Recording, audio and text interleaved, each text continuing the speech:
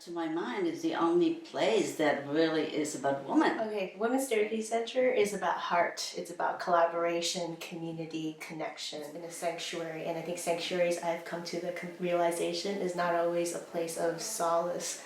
It is a place of growth and learning, and that's the pain. But comes the pain, facing that pain comes that liberation. And I think that's what I've learned, I've taken away from my time at WTC and why I continue to be there. One of the things that was really incredible for me when I trained at WTC was this feeling of being invited into a professional community, of being a part of a legacy, something that was bigger than me. And it was just something to step into the world of feminist psychotherapy and be so held by folks who had been doing therapy for 30, 40 years, and who were so committed to holding a social justice lens for the work.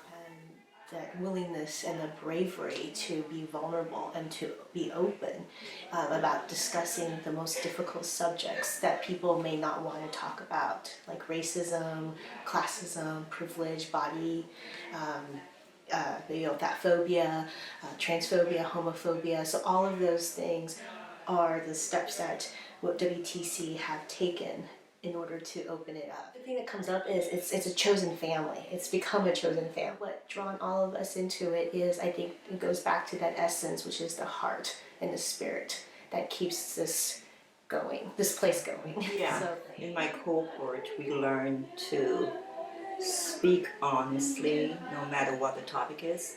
Oftentimes we're grappling with difficult topics. Before coming to WTC, I might have held back, but I was very sure that I wanted to stretch and grow. So I needed to open myself up and just speak honestly. That was a wonderful lesson, just watching them and knowing that we were all in this together. Being at WTC, is that the sense of investment and ownership that really helped me build a sense of investment and ownership in myself as a clinician.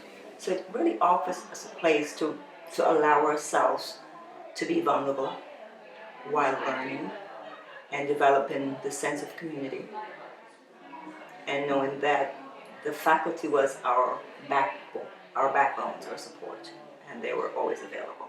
Like, WTC is a place for clients to come to that might not feel comfortable almost any other place. Like, the scope of services and the particular orientation that WTC offers is a particular niche that, to be a feminist organization, to be an anti-racist organization, to be a trans-friendly organization, to be an organization that has an analysis about money and class.